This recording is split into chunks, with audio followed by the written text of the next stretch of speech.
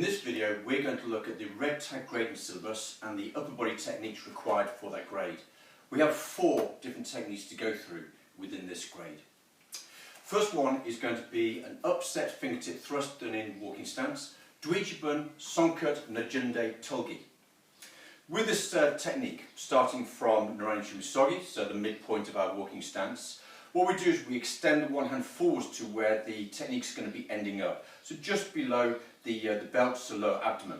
The actual striking hand, or the thrusting hand, comes up above shoulder, close to the ear, and slightly further back than the shoulder. We have the palm facing slightly outwards because we have to twist as we come through. As we come through the stance, what happens is we start to get the fingertips coming through and ending up at the lower abdomen area, so just below the belt, and the other hand, the opposite reaction force hand, ending up at the junction between the bicep and the deltoid and just hovering just above it. One of the challenges with this particular technique is to make sure that we don't have a strike coming inwards, that it is thrusting through and in. Make sure the fingers are nice and flat and straight and the thumb is to the side. Let's take a look at it in full flow.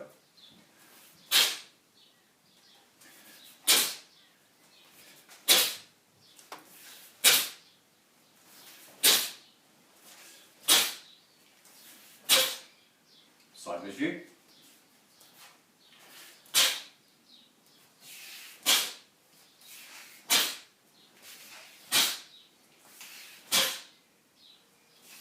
Our next technique is an X-fist low pressing block, Kuchjamuk Najunde Nulyamaki, done in walking stance.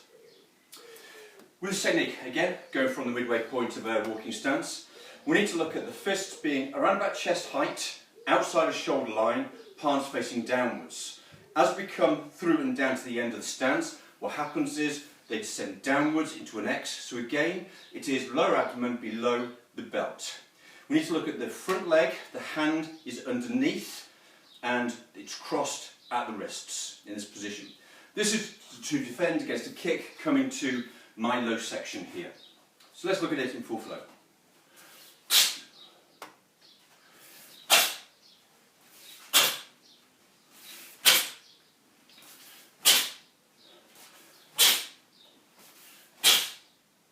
Side view.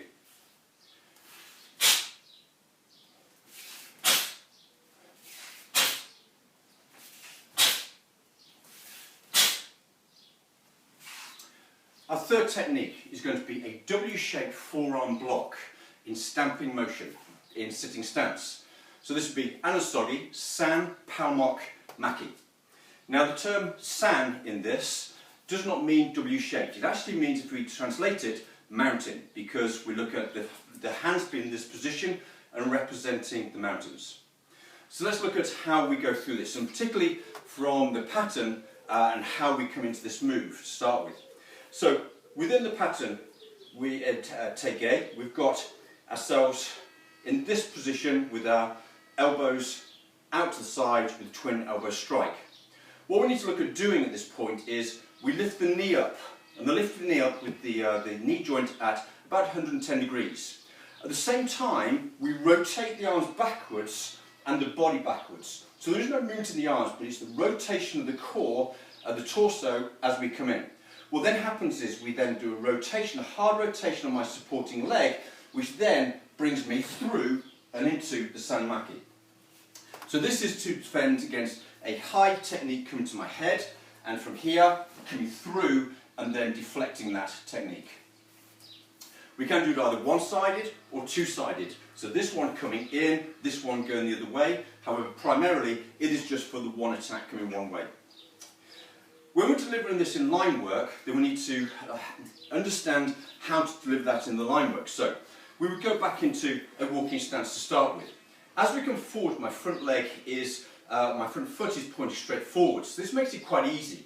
So as I come and rotate and bring my hands up and my body rotating, then it's quite easy to get into that first position. From here, we now need to then pre-position the foot to actually do the next technique. So we need to rotate, so my foot is down the CD line, which now allows me to then swing the knee straight through and then rotate hard on the floor to bring it through into my sitting stance again. If we don't do that pre-position of the foot, it makes it exceptionally difficult. One of the challenges that happens with this is that people start bringing it around as if they're putting the leg over on a bike, basically. So bringing it in a circular motion. It should come straight. The knee coming up straight, then that hard rotation with the foot on the floor. In regards to the hands, make sure that we have the fists around about eyebrow height or temple height in this position, so that we are defending on the high section here.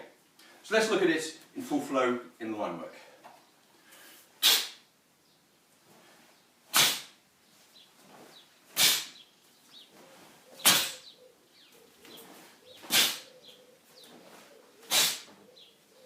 One thing also to notice, as we bring the leg forwards and the foot through, we should make sure that the foot comes to knee height of the supporting leg as well, before we do our rotation. Our last technique then is going to be a double forearm pushing block in L stance, Do Palmok Muramaki. Now with this technique, it is slightly different to a lot of our other blocks. A lot of our other blocks go from A to B in a straight line and across the body so that we actually deliver it in a quickest possible fashion. With this block, what happens is it comes in a circular motion because it's a pushing block.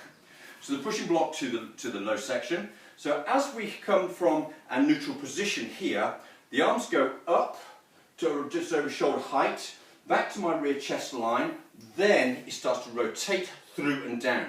So I'm using my An Palmok to push a kick that is coming in to my low section.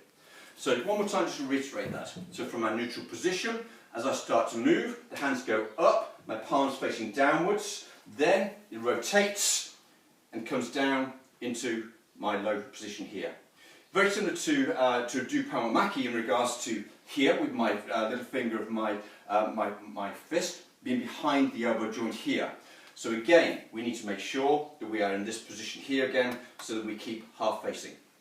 So let's look at that in full motion.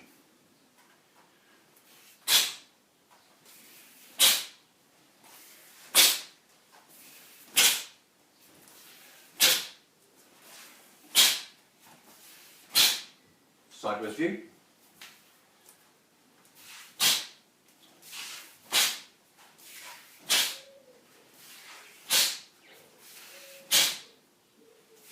Okay, there we have the full syllabus for the red tag. I hope you enjoy.